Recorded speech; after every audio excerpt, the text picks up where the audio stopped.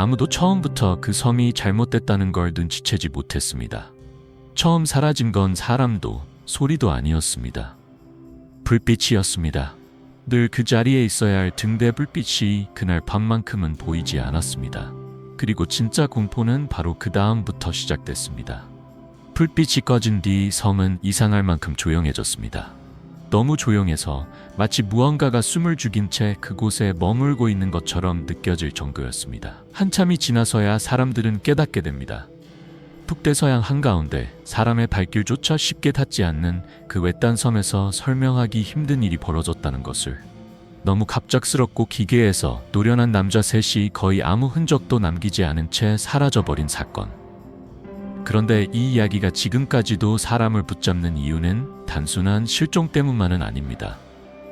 듣고 나면 이상하게 마음 한구석에 불편한 감각이 남습니다.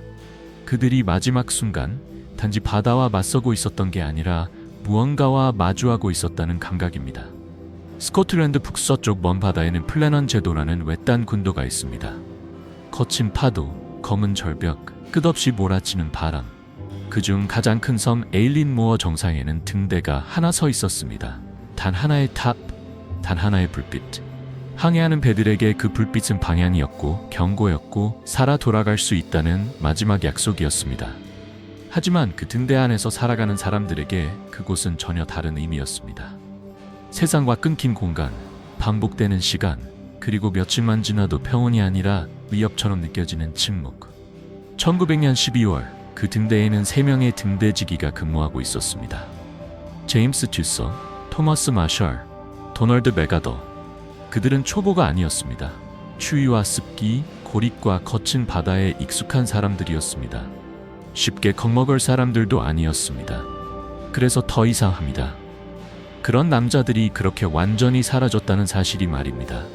1900년 12월 15일 밤 증기선 아크터호가 섬 근처 항로를 지나고 있었습니다.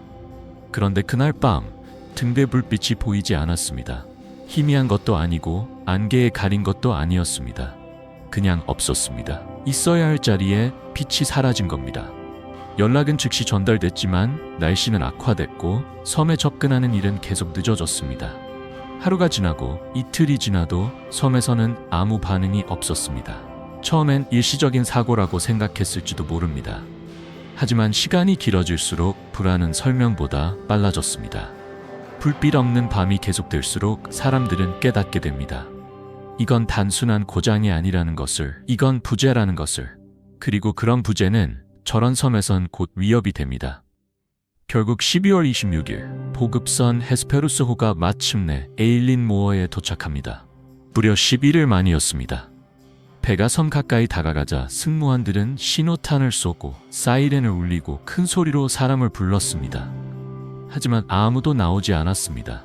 아무 목소리도 들리지 않았습니다.